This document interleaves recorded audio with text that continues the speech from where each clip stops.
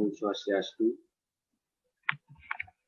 Perkenalkan, nama saya Kade Ogi Oktaviana, NIM 20 11 01 10 44, kelas BK B. Di sini saya akan mempresentasikan pengertian dasar istilah dasar-dasar BK. Dasar adalah awalan mengenal konsep sebelum mempelajari tahapan selanjutnya yang dijelaskan oleh Prof. Darsana 2013. Ada dasar-dasar penuntut untuk melanjutkan pada tingkatan yang lebih tinggi dalam melanjutkan suatu teori atau konsep. Penulis Prof. Darsana 2013.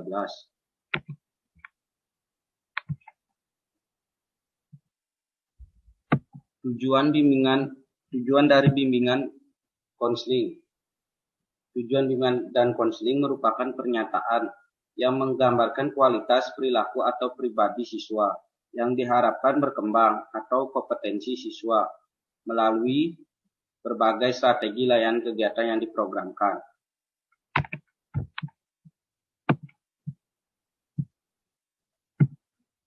Fungsi dari bimbingan dan konseling. Menurut Dewa Ketut Soekardi pada tahun 2010, bahwasannya fungsi-fungsi tersebut adalah sebagai berikut. Ini 1. Fungsi pemahaman. Fungsi bimbingan dan konseling yang akan menghasilkan pemahaman tentang suatu oleh pihak-pihak tertentu sesuai dengan kepentingan pengembangan peserta didik. Pemahaman itu meliputi 1. Pemahaman tentang diri peserta didik, terutama oleh peserta didik sendiri, orang tua, guru pada umumnya, guru kelas, dan guru pembimbing.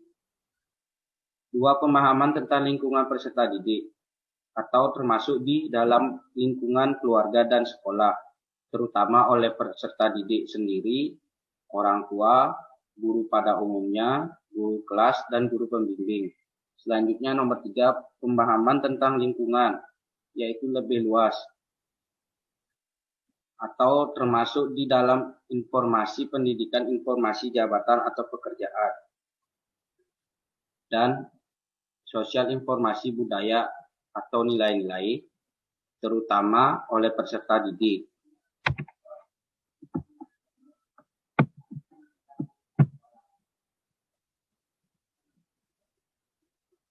Dua, fungsi bimbingan dan konseling yang akan menghasilkan tercegahnya atau terhindarnya peserta didik dari berbagai permasalahan yang mungkin timbul, yang akan dapat mengganggu, menghambat, ataupun menimbulkan kesulitan dan kerugian-kerugian tertentu dalam proses perkembangannya. 3. Fungsi pengentasan. Fungsi bimbingan dan konseling yang akan menghasilkan terentasnya yaitu teratasinya berbagai masalah yang dialami oleh peserta didik. Yang selanjutnya nomor 4, fungsi pemeliharaan. Fungsi pemeliharaan dan pengembangan yaitu fungsi bimbingan dan konseling yang akan menghasilkan terpeliharanya dan terkembangnya berbagai potensi peserta didik dalam rangka perkembangan diri secara mantap dan berkelanjutan.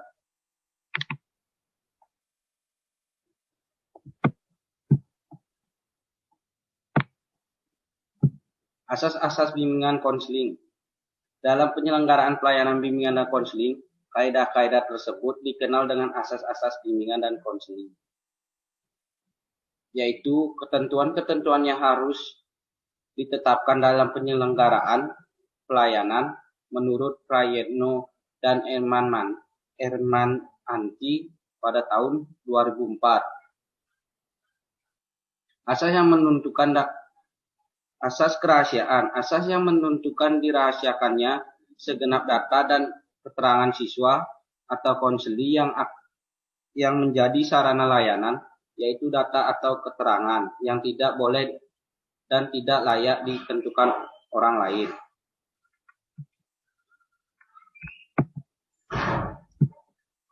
Selanjutnya asas kesukarelaan. Asasnya menghendaki adanya kesukaan dan kerelaan siswa atau konseli mengikuti atau menjalani layanan kegiatan yang peruntukan baginya. Seorang konselor berkewajiban membina dan mengembangkan kesukarelaan.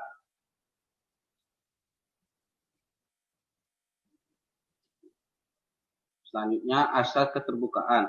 Asas yang menghendaki agar siswa atau konseli yang menjadi sarana layanan atau kegiatan bersikap terbuka dan tidak berpura-pura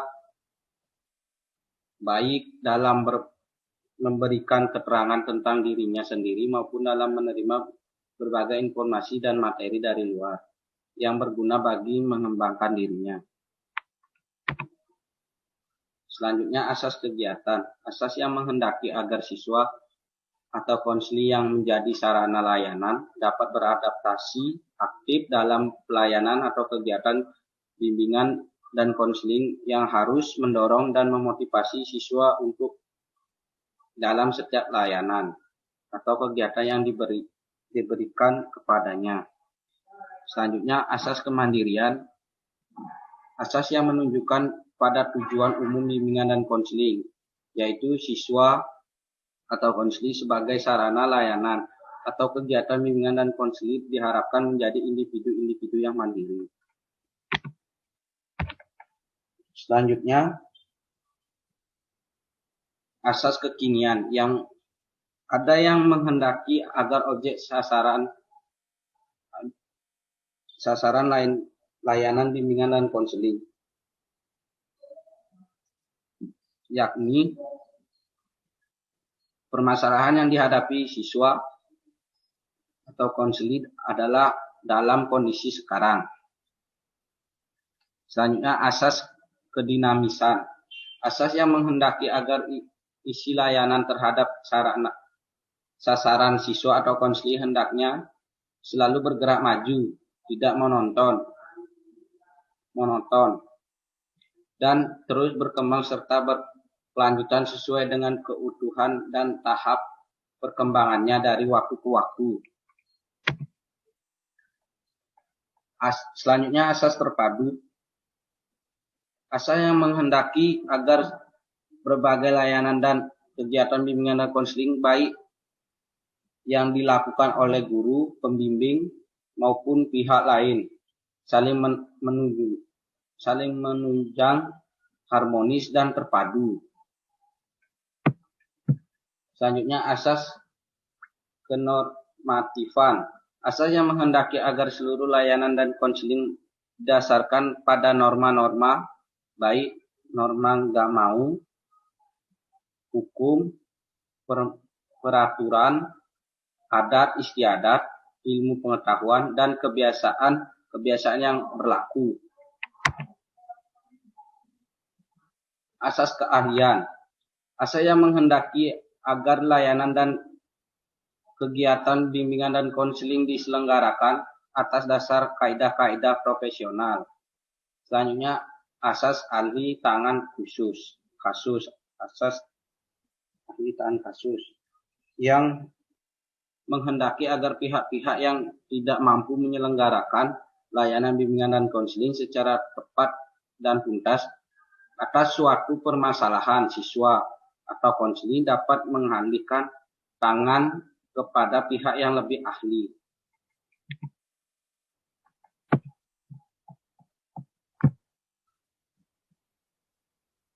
Selanjutnya, asas Tuturi Handayani. Asas yang menghendaki agar pelayanan bimbingan dan konseling secara keseluruhan dapat menciptakan suasana mengayomi atau memberikan rasa aman. Pengembangkan keteladanan dan memberikan rangsangan dan dorongan serta kesempatan yang seluas-luasnya kepada siswa atau konseling untuk maju.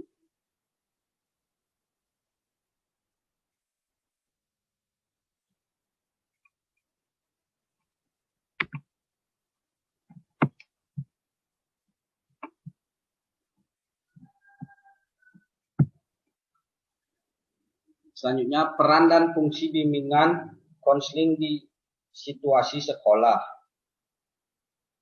Salah satu elemen penting yang ada di lingkup sistem pendidikan sekolah adalah keberadaan layanan bimbingan dan konseling. Disinilah peran bimbingan dan konseling, yaitu membantu peserta didik untuk mengembangkan potensi, tanggung jawab, hubungan interpersonal, motivasi, komitmen, daya juang peserta didik, daya juang peserta pengembangan karir.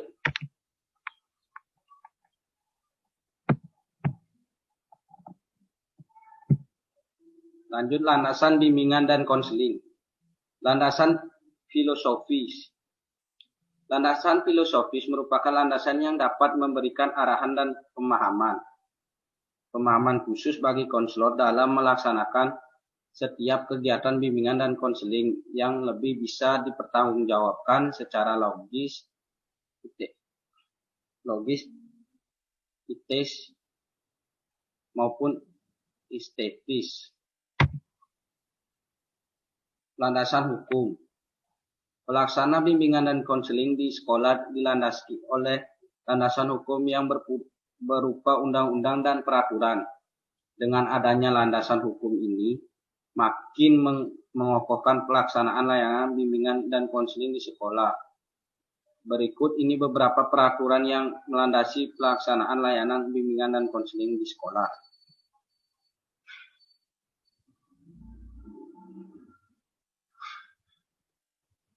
Landasan sosial budaya menjelaskan demokrasi dari sudut pandang yang pertama dan pada bagian selanjutnya dari sudut pandang yang kedua, sehingga keseluruhan nilai-nilai dan pengalaman sosial budaya yang membantu pola ciri tingkah laku demokrasi masyarakat sebagai bagian dari budaya demokrasi.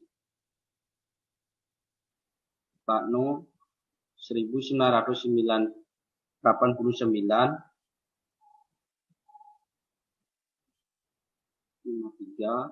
sampai dengan 166 sampai 167 akan bisa diungkapkan.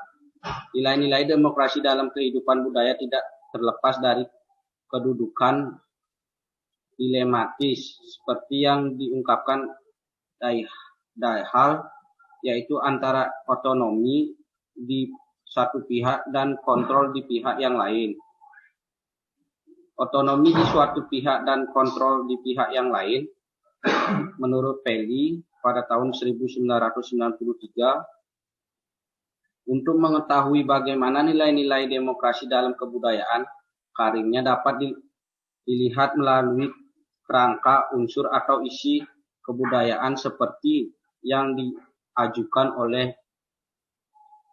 Cohen-Jackson-Ringrat pada tahun 1987, yaitu satu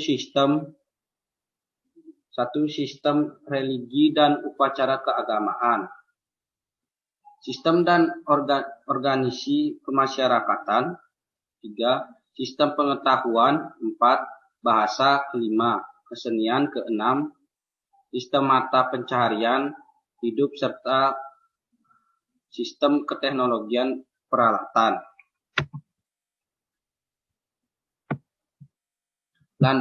Landasan ilmiah dan teknologi.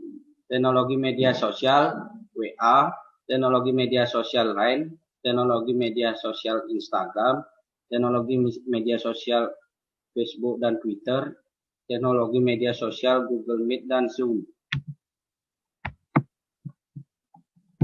Teknologi media sosial WA. Kesalahan dalam pengguna WA atau WhatsApp memiliki dampak buruk. Selain kecanduan, hari-hari kita diisi pengguna dengan permainan WhatsApp yang kadang lupa dengan aktivitas sehari-hari, terutama ibu-ibu atas tugasnya sebagai ibu rumah tangga. Tidak sedikit juga pria yang kecanduan bermain WhatsApp sehingga lupa aktivitas sebagai seorang pemimpin dalam keluarga. Jika kurang baik bagi mereka yang berstatus pelajar kecanduan bermain WhatsApp karena akan mengganggu tugasnya sebagai siswa. Keunggulan dari pengguna WhatsApp mengunggul dari WhatsApp. Dengan adanya WhatsApp, kita dapat berkirim pesan dengan pengguna lain baik teks, video, file, dokumen, foto dan video. Bahkan hanya personal chat saja. Tetapi kita juga bisa menggunakan grup chat yang berisi beberapa pengguna WhatsApp lainnya. Teknologi media sosial lain, Facebook, IG, dan Twitter. Penyalahgunaan di jaringan sosial Facebook. Untuk saat ini hampir seluruh manusia telah menggunakan Facebook. Tidak hanya orang dewasa yang menggunakan Facebook. Bahkan sekarang anak-anak telah memiliki akun Facebook dan dapat menggunakan Facebook. Facebook memang sangat penting bagi manusia. Karena Facebook yang sifatnya makhluk sosial yang tidak mampu untuk hidup sendiri-sendiri. Facebook saat ini sangat membantu manusia dalam berkomunikasi atau chatting, membantu kita untuk dapat teman. Bagi yang mempunyai bisnis, Facebook ini bisa membantu untuk mempromosikan bisnis kita. Kalau kita mempunyai saudara jauh, ini bisa membantu kita untuk berkomunikasi dengan saudara jauh, bisa memberikan informasi yang tidak kita ketahui kepada kita. Teknologi media sosial, Zoom, Google Meet. Pada dasar, teknologi diskusi atau konferensi jarak jauh diciptakan untuk memudahkan penggunanya dalam berkomunikasi dengan anggota. Tak jaring pula bahwasanya anggota tiap kelompok diskusi memiliki jumlah yang cukup banyak. Hal ini dapat ditelusuri lebih jauh ketika digunakan dalam sektor pendidikan yang umumnya diakses oleh banyak orang. Zoom memberi solusi bagi tiap permasalahan ruang bagi pengguna. Akses kapasitas ruang yang diberikan oleh teknologi ini cukup besar. Tak tanggung-tanggung, Zoom memberikan 1000 akses bagi anggota dalam satu room diskusi serta 10.000 bagi anggota dalam satu room siaran langsung. Selain memiliki kelebihan, aplikasi juga mempunyai kekurangan berikut ini beberapa kekurangan yang dimiliki oleh Google Meet. 1. Pilihan paket berbayar. Seperti yang sudah Anda ketahui, aplikasi Google Meet tersedia gratis, tapi sayangnya fitur gratis yang dimiliki hanya mampu melakukan panggilan video sebanyak 30 orang peserta. Jadi, jika Anda ingin melakukan video call dengan jumlah peserta lebih dari 30, maka Anda harus membeli paketnya.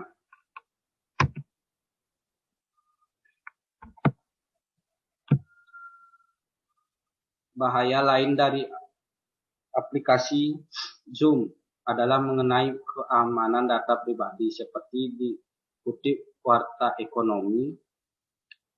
Zoom diketahui mengirimkan data kepribadian ke Facebook tanpa mengetahui pengguna. Setelah aplikasi diunduh pada ponsel atau laptop, kemudian secara otomatis langsung terhubung ke Facebook Web API. Teknologi media sosial Google Meet.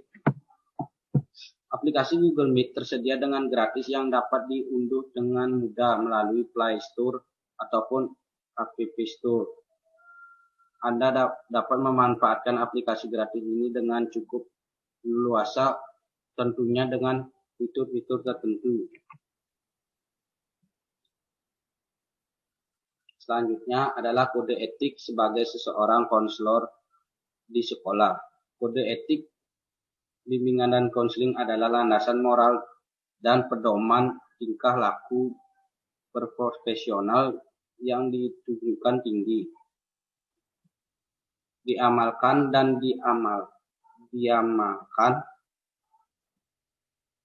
diamankan oleh setiap anggota profesi bimbingan dan konseling Indonesia. PP Republik Indonesia pada nomor 9 tahun 2005 tentang Standar Nasional Pendidikan. Sekian dari presentasi saya tutup dengan Parami Santi. Om Santi Santi Santi Om.